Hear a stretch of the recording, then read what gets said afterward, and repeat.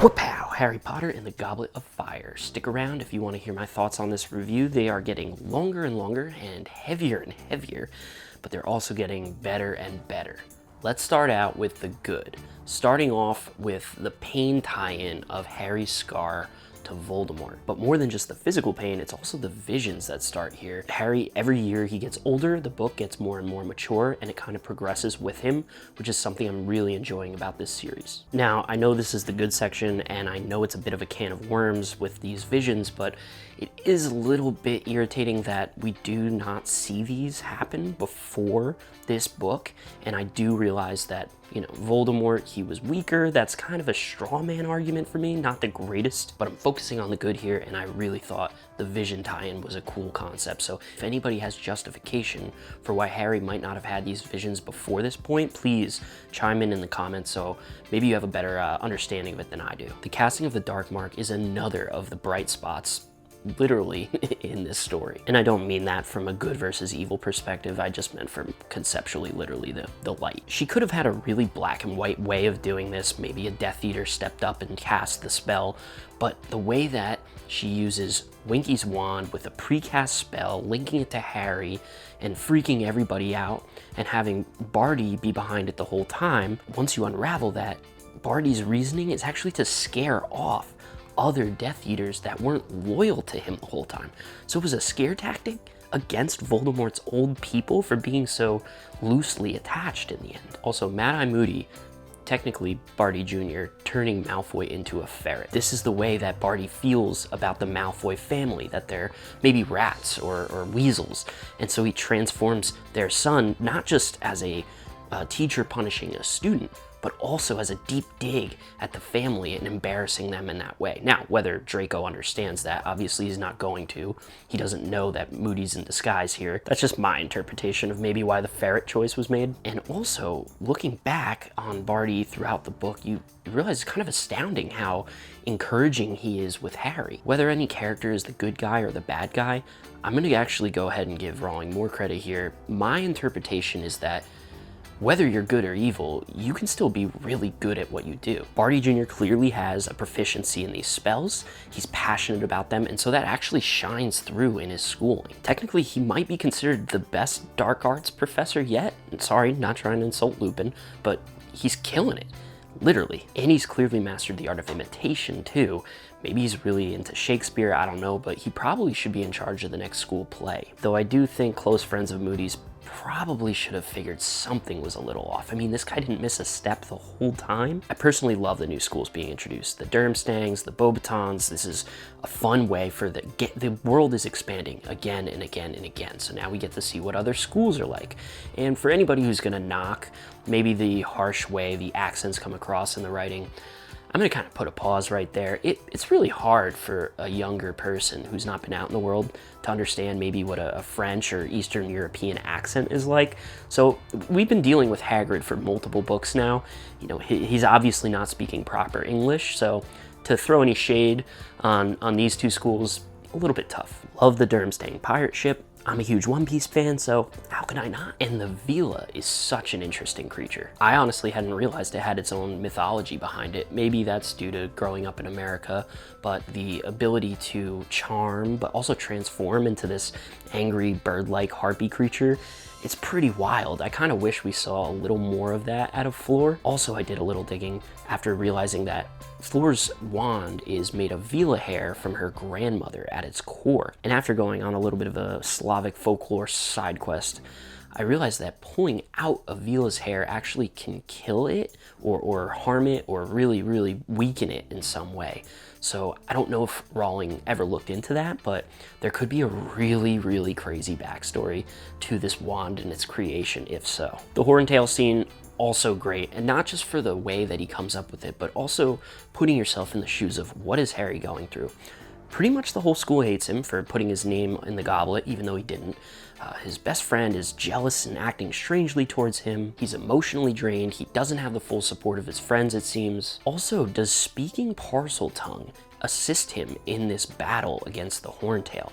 I was thinking back to the Sorcerer's Stone when he lets the snake out of the zoo exhibit, and it's not obvious that he's speaking a different language in any way. So I wonder if in this case too, it kind of helped give him an advantage over the Horntail. You may think that the way that Ron, Hermione, and Harry are all kind of arguing through this book would be a bad or maybe in the ugly section, but for real, it's just the fact that this is so realistic to what these kids at this age are probably doing and feeling that makes me enjoy the writing more. Little kids bond over sharing the same favorite color, blue, or having a Barbie that they like to play with together. But as you get older into these teen years, these three, the way they were arguing with each other is much more realistic. Like the boys procrastinating and then second guessing their date choices for the ball, the way they don't want to dance or they're afraid to, the way Ron was too much of a doof to realize Hermione wanted him to choose her the whole time, even the way that Ron is jealous of Harry. All of these things tie into how children are learning to deal with their emotions and new experiences, and I think that hits home and makes it feel more real at school this year. The egg clue for round 2 of the tournament is a divisive topic, and I bet a lot of you are wondering, how the heck were they even supposed to know that that clue would lead them to how to survive in a lake underwater? And if you're one of those people, you're probably wondering why I have this part as a positive in the good section. I'll give you 2 reasons. One, I like that this is a super neat standalone riddle on its own. I like puzzles, I like riddles, I like tricks in books, and even though this one was totally out of left field, it doesn't mean I thought it was any less cool when the code was cracked. And the second reason is, did you forget how the goblet is supposed to work? The rules behind this thing were that you were supposed to be 17 years old to enter. Harry is not. This is the equivalent of needing to know trigonometry for the SAT. Harry, he's in his 4th year, barely even started his 4th year, and he's not going to be able to know all the things that you learn your senior year. Harry hasn't graduated. He hasn't even taken an OWL exam yet, much less a new exam. These kids literally take classes on the history of magic and the care of magical creatures, regardless of who the teacher is, at all 3 schools. I don't think the Ministry of Magic, which has a track record of being super inefficient, thought, oh, Harry's actually not old enough. Harry may not have taken merfolk studies yet. He's probably not going to know the answer to how to use this egg, or what that screaming language is, or what's going on in this challenge. Don't blame the writing, blame the Triwizard coordinators. Harry does shine in this task. In the past, I've said books 1, 2, 3, Harry's pretty lame, Harry's pretty flat. It's kind of hard to disagree. He's been put into precarious situations, but that doesn't mean his personality matches. Here we actually get Harry displaying bravery, good decision making, empathy when he's underwater and concerned about the other contestants. In the past, Harry's always had the support of his comrades in his final culminating moment. In Sorcerer's Stone, he's got Ron and Hermione. In Chamber of Secrets, he's got Ron at the end. In Prisoner of Azkaban, he's got Hermione with the time turner at the end. Always somebody, at least one person by his side. But in this situation, he's solo, and he kind of steps up to the plate here. Another outstanding mechanism of wizardry put forth by J.K. Rowling, the Pensieve. The way memories can be viewed is so incredibly unique, and it helps drive the plot forward in a new way rather than an info dump. Even if it is kind of info dumpy, at least we're getting it through a unique lens. But also what this Pensieve mechanism allows us to do is gather information for Harry without it just being like overhearing or strict dialogue. You can see the emotion or the reactions on the page. For example, Barty Sr. looking at his son and how he feels about the situation during the trial. The maze was a fun finale, but the portkey was awesome. I do have some complaints about it later though, but the meat and potatoes of why this is so good is where the portkey led them. The scene is so leveled up. You've got the graveyard, Tom Riddle's grave, the fact that they immediately pull no punches and Avada Kedavra Cedric on the spot. A death so sudden you definitely had no dreams of Rowling ever thinking of taking it that far, and so unemotionally too, the Death Eaters just kill the spare. The return of Wormtail and all these hooded figures. Malfoy's father being included and exposed. To see the dark magic and then have Voldemort rise into this snake of a creature, of an evil man, and have him come to the forefront. This solidified the Goblet of Fire as a truly great fantasy novel and not just more of the same. To see the way it all comes together, I think she did a brilliant job. Now for the bad. I'll start with one thing I think most people should be able to agree on, the pacing. The pacing is pretty slow. Actually, the book does start with some pretty great moments, but it really drags in some places. I feel like when she's not writing an action scene, she really struggles carrying the plot forward. And that's not to say, I mean, the action points of this book have amazing moments, but when you level up and go into the size of this book, which is more than double the last few, that's a big step, and I think it shows. It's no secret, if you've seen any of my past Harry Potter reviews, I am not a fan of Quidditch, so seeing a major plot point center around a World Cup Quidditch tournament was not my cup of tea. Maybe it's because I'm just not a soccer guy, and for all you Messi and Ronaldo fans out there, the World Cup might just hit different for you. Now, just because I really enjoyed the Triwizard Tournament does not mean I don't think it's a ridiculous idea. I mean, seriously, the Ministry of Magic is out of their minds. Why would they think now, the most disruptive time in at least a decade, is the best time to host this tournament? They haven't had this tournament for over 100 years. There's no rule or regulation that says we gotta bring it back right now, and it's not just a unilateral decision. The entire Ministry of Magic is on board.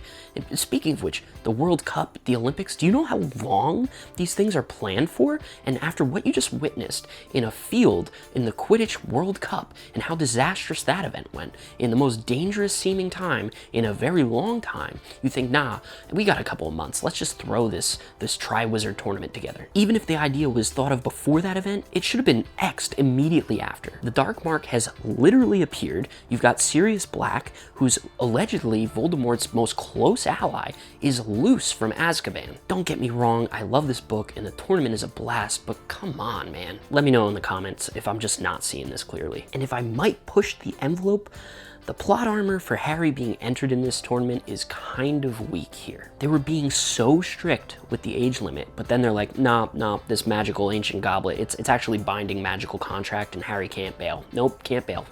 Why is this school subjected to a tournament where there's this crazy archaic magic that not even Dumbledore can crack it? And my final fail of this one is, how did the Ministry still deny Voldemort existed after seeing Cedric dead? They saw him return via the portkey, which means he was alive when he touched it. So how on earth are they going to explain this tragic accident? They actually never do. His parents don't even ask. Like, how are you not gonna ask how your son died? Doesn't anybody do an autopsy around here? There's magical nurses and doctors, aren't there? Harry's able to tell you directly what happened. He used the first-hand point of view on the events. I feel like the second Harry starts rattling about the spells that he witnessed in action, the cores reacting, like somebody super high up in the Ministry would be like, what? That's not magic most people are capable of, so maybe he's got a point here. Now let's get to the ugly. The portkey concept is like playing with fire when it comes to plot holes. Do I love the way that it was brought into the Wizarding world? Absolutely yes. Do I think it could be abused? 100% yes. The fact that it's first introduced with an old boot, hilarious. But wouldn't something like that stick out like a sore thumb just out in the open? Just doesn't seem optimal. The wizard hacker equivalent could be having a field day with these things, sending people to the North Pole or Australia or wherever. And the logistics bother me too. Like, what if the Quidditch World Cup went late? Does the portkey not work?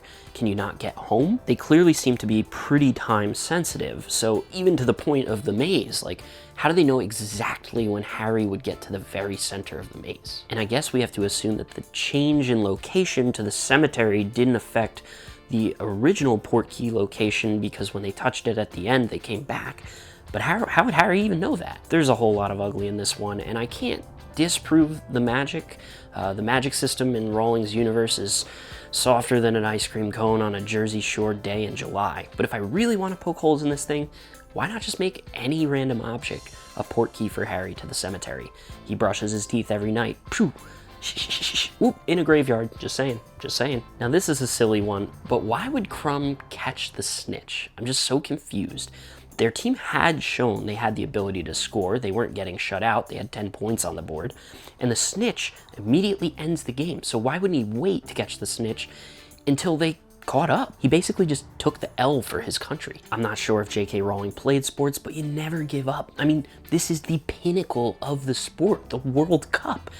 You don't give in, even if you're down by a lot. Have you never seen Miracle or Rocky or Remember the Titans? There's always a fighting chance, and Victor Crumb just snatches the snitch and ends in certain defeat. Also, Rita Skeeter is some ugly stuff. She's fake news. I don't even know if she'd qualify as fake news. She publicly slanders people like Arthur Weasley and Hagrid, and then she has this extremely uncomfortable moment in a closet with Harry. She's more than twice his age. This is creepy on so many levels. And this book wasn't short on touchy subjects. The house elf thing is probably a major one. If she was intending on making a statement about slavery or persecution, why would she then have the house elves say they liked being house elf slaves? I think it's a pretty serious and obvious case of brainwashing to me if they're gonna like what they're doing. And if she didn't intend on being seen that way, then why would she push the narrative so hard that the reader feels guilt and sympathy for these elves? It just doesn't add up. That's why I have it in the ugly section. I mean, don't even get me started on the logistics of freeing all these elves. We outright see that Winky does not want to be free. I may need to dive deeper into this another time, but on a brighter side, at least Hermione's trying to do something about it. Oof, Veritaserum. I have definitely talked about convenient plot mechanisms in the past. I'm not actually upset about its use here in this book. I'm actually more upset about its lack of use in other situations. I did go down this rabbit hole a little, and I do see that staunch defenders are saying, well, oh, you could prepare in advance to negate the effects, maybe with a potion, or use high-level wizarding skills to stop it from working properly. But I really can't tell how much of that is headcanon. People make up in their mind a lot of what they think and interpret is going on in this series, rather than just stick to what's on the page. And hey, that's brownie points for Rowling, because if you're able to get people to spin their own imagination beyond what you wrote, I think you're doing a really good job as an author. But I'm just thinking back to a situation where like Hagrid was about to be cuffed and ran away to Azkaban. And this would have been a really good use of the serum. It just would have helped the situation immediately. Hagrid had nothing to hide. And finally, I couldn't have written an ugly section without making reference to the cringy situation with Hagrid and Madame Maxine. That did not go well, but Hagrid shot his shot. My dude was crushed though. Yeah, I feel like nobody had a romantic evening that night. Those are my thoughts, but let's take a look at what the community thinks about Harry Potter and the Goblet of Fire. Moo, love the name, but I think we have a bigger issue here. It sounds like you have a sleeping problem. I'm never judging anybody's reading speed, but some books take months, I get that. If anything, we should be talking about this as a maybe sleep medication. Forget melatonin or magnesium. I think you're onto something, Moo. I think you're onto something. Maybe we have a cure for insomnia here. Memo from Voldemort to bad guy. James, you're onto it. You're onto it. This is what I'm talking about. Why not just turn a pencil into a portkey? There were so many easier ways than this dramatic maze. Look, it made for a great book. It made for a great book, but oh boy, really could have been so simple. The plot tank. I've never heard of that. It's too good. So, Harry Potter and the Goblet of Fire. Where do I land with you? It was such a good read. It's the best yet in the series. As much as I knock and laugh and make jokes about some of the plot holes, some of the inefficiencies, some of the funky realities of the writing, you know, for that reason, I'm going with a 7.20. Highest of the 4 to date. But how about you? What were your thoughts on Harry Potter and the Goblet of Fire? Love it, hate it, disagree with things I've said today? Let me know in the comments. If you've enjoyed the review, I've got many more coming your way, so drop a like, subscribe. I'll see you soon. Remember, a chapter a day keeps the brain rot away. Later.